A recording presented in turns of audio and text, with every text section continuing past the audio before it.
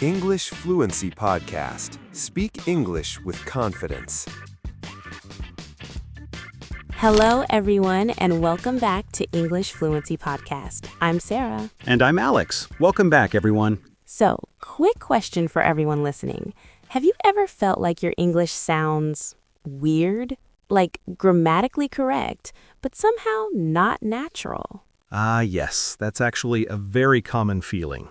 You know all the grammar rules, you use the right words, but native speakers still look at you a bit strangely. Exactly. It's like you're speaking textbook English, not real English. And today, we're going to fix that. We're covering 7 mistakes that make you sound like a textbook instead of a real person. And here's the thing, these aren't grammar mistakes. Your grammar might be perfect, but these little things make you sound, robotic. Right. So by the end of this episode, you'll know exactly what to stop doing and what to start doing to sound way more natural. And honestly, some of these might surprise you. Like, teachers actually teach you to say these things, but native speakers never do.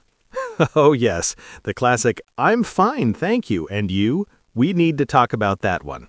We definitely do. All right, before we dive into the mistakes, let's go over a few words you'll hear today. Okay, here are a few words you'll hear in this episode. Listen carefully. You'll recognize some from last week. Right, so we have word 1, natural. When something sounds real and not forced. You probably heard this word last week too.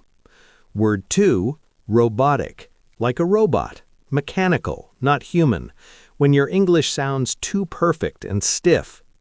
Word 3, weird, strange, unusual, not normal. That sounds weird means that doesn't sound right. Word 4, actually. We're using this one again because it's so common. We use it to emphasize truth or correct something gently. Word 5, stiff, not relaxed, too formal. Uncomfortable. And word 6, native speaker, someone who learned English as their first language since childhood. Perfect. You'll hear all of these naturally during the episode. Now, let's jump into the 7 mistakes. All right, Alex, let's start with the most famous one. When someone asks, "How are you?" what do textbooks teach? I'm fine, thank you. And you? My God, that's so robotic. No one actually says that. Exactly. It's grammatically perfect, but it sounds like he memorized a script. So, what should you say instead? In real life, native speakers say things like, "Good, how about you?" "Not bad, you?" "Pretty good, thanks, you?" "I'm doing well, how are you?" Notice how they're all shorter and more casual? Right. And actually, Americans often just say, "Good," and then ask back immediately. Very quick, very natural. Exactly. So listeners, stop saying "I'm fine, thank you," and "you." It's too formal, too long, and honestly, weird. Okay, this next one is a grammar mistake, but it's so common we have to mention it.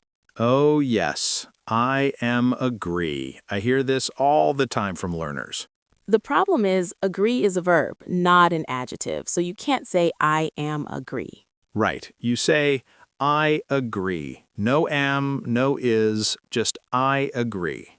Think about it. You don't say "I am go" or "I am like." You say "I go," "I like." Same with agree. Exactly. So, I am agree with you. I agree with you. And if you want to sound even more natural, you can say, "I totally agree. I completely agree. Yeah, I agree with that." Much better. This one drives me crazy. Very delicious. Oh no, yes, it's not wrong exactly, but native speakers almost never say this. Right. We say really delicious or so delicious, not very delicious. It's interesting because very works with most adjectives. Very good, very nice, very beautiful, all fine. But with delicious, we use really or so instead. I don't know why, it's just how we say it. Right. So if you're at a restaurant and the food is amazing, you'd say, "This is really delicious. This is so good. This is absolutely delicious." never very delicious. It just sounds awkward. Exactly. And actually, the same thing happens with other food words. We say really tasty, not very tasty. Good point. So, listeners, pay attention to which words native speakers use together. It's not always about grammar, it's about what sounds natural. Okay, Alex, this one's huge. Age. Oh, yes. In many languages, you say, I have X years. But in English, We say, I am X years old, or just, I'm X. right, so I have 25 years, I'm 25 years old, I'm 25. And honestly, most native speakers just say, I'm 25. We drop the years old part. Exactly. It's understood. If someone asks, how old are you? And you say 25, everyone knows you mean 25 years old, not, 25 months. Right. Unless you're a baby, we're talking about years. So, very important. Use I am for age, not I have. And this actually confused me when I was learning Spanish because in Spanish, you do say, tengo 25 años. Literally, I have 25 years. But English is different. Exactly. Every language has its quirks.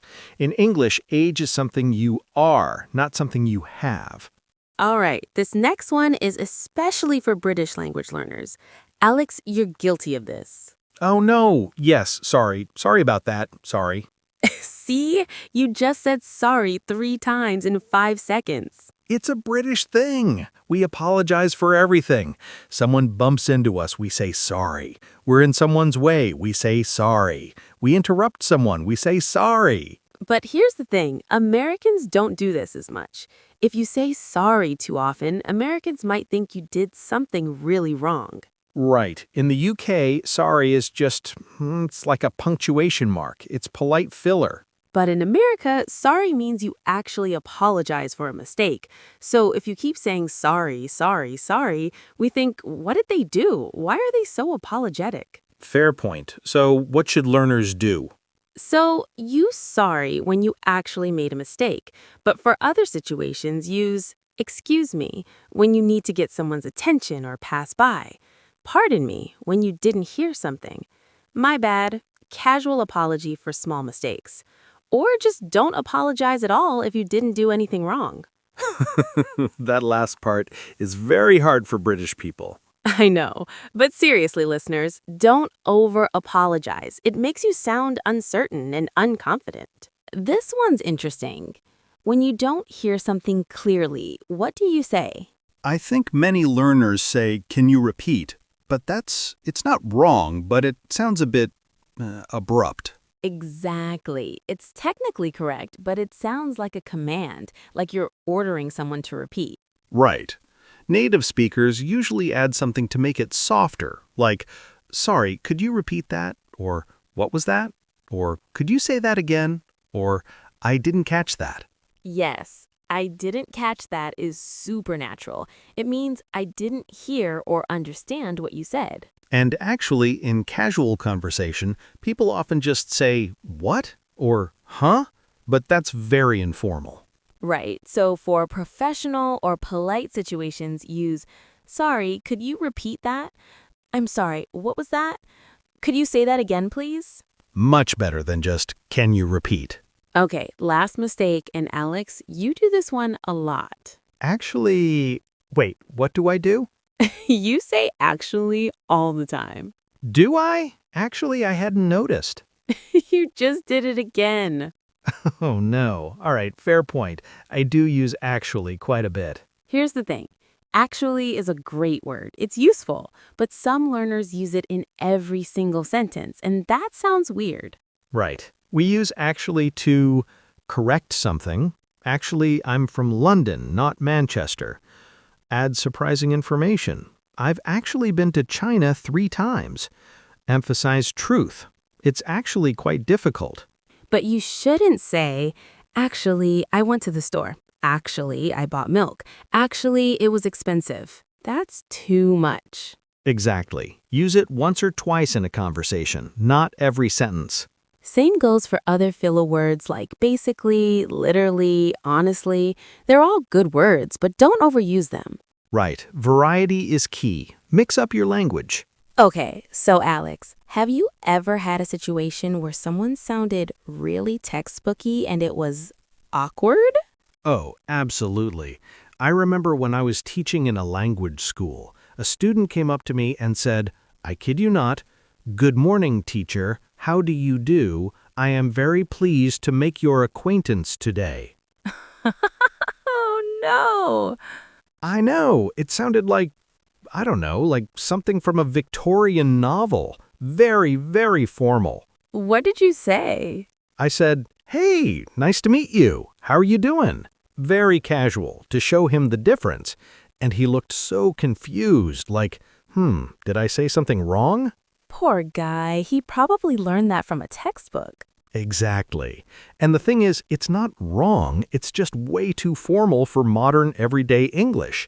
You'd maybe hear that in, I don't know, a royal ceremony or something? Right, or a Jane Austen movie. Exactly.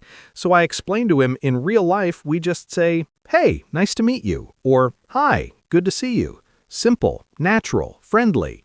And that's the lesson, right? Textbooks teach you correct English, but they don't always teach you modern, natural English. Exactly. You have to learn from real conversations, like this podcast. All right, let's talk about how to actually sound more natural, because it's not just about avoiding mistakes, it's about what to do instead. Right. So here's the key. Listen to how native speakers really talk. Let's take a common situation. You want to ask someone to help you with something. Here are 3 ways to say it. Level A2, beginner. Can you help me? Simple, direct, perfectly fine. Level B1, intermediate. Could you help me with this? A bit more polite, adds context with this. Level B2, upper intermediate. Hey, do you have a sec to help me with something? Very natural, casual, exactly how native speakers talk. Notice the difference? The B2 version uses hey, asks if they have time, do you have a sec, and says something instead of being too specific. Right. It's friendly, considerate, and natural. That's the level you want to aim for. Now let's hear what textbook English sounds like versus natural English. Alex, can you give us the textbook version of asking someone how their weekend was? Hello, Sarah. I hope you are well. Did you enjoy your weekend? I trust it was pleasant. Oh my God, that's so stiff. No one talks like that. Right. In real life, I'd say, "Hey, Sarah, how was your weekend? Do anything fun?" Exactly. Much more natural, much more friendly. So listeners, don't say, I hope you are well. I trust your weekend was pleasant. Say, hey, how was your weekend? Do anything fun? It's shorter, it's warmer, and it's how real people talk. One more important thing. The reason textbook English sounds weird is because language evolves. What was normal 50 years ago sounds formal today. Exactly. If you learned English from an old textbook, you might sound like someone from the 1950s. Right. Modern English is more casual, more relaxed, more flexible, especially in America. And here's the good news. Sounding too formal is much better than sounding rude. So if you're making these mistakes, you're being extra polite. That's nice. Absolutely. But once you know how to sound more natural, you'll feel so much more confident in conversations. So listeners, keep learning, keep adjusting, and don't be afraid to sound more casual. It's okay. All right, everyone, let's do a super quick review. Alex, I'll say the mistake, you say the fix. Ready? Ready. I'm fine, thank you. And you? Good. How about you? I am agree. I agree. Very delicious. Really delicious. I have 25 years. I'm 25. Can you repeat? Sorry, what was that? Perfect. Listeners, if you caught all of those, you're on your way to sounding way more natural. And remember, the goal isn't perfection. The goal is progress. Every time you catch yourself using textbook English, you can adjust. Exactly. And the more you practice, the more natural you'll become. So keep watching content like this, keep listening to real conversations, and most importantly, keep speaking. Well, that's all we have time for today. Alex, any final advice? Just this, don't be too hard on yourself. Every learner goes through this phase where they sound a bit textbooky. It's completely normal. The important thing is that you're aware of it now, and you can start making small changes. Love that. Everyone, if you enjoyed this episode, hit that subscribe button. Leave us a comment telling us which mistake you've been making. We all make them. And share this with a friend who's learning English. And here's a practical tip. This week, watch one English TV show or YouTube video and pay attention to how people greet each other. Notice how casual and natural it is. Try to copy that style. Great tip. And if you want more advice like this, make sure you're subscribed. We drop new episodes every week with real practical tips. No boring textbook stuff. And comment below with your biggest challenge. We read everything, and we use your questions to create future episodes. So if there's something specific you want us to cover, let us know. Next episode, we're diving into Gen Z slang that every English learner should know, but teachers won't teach you. It's gonna be fun. Oh, I can't wait for that one. Should be brilliant. See you next time. Take care, everyone. Keep learning, keep growing, and remember, English is a journey, not a destination. I'm Sarah. And I'm Alex. This was English Fluency Podcast. Bye, everyone. This was English Fluency Podcast. Bye, everyone.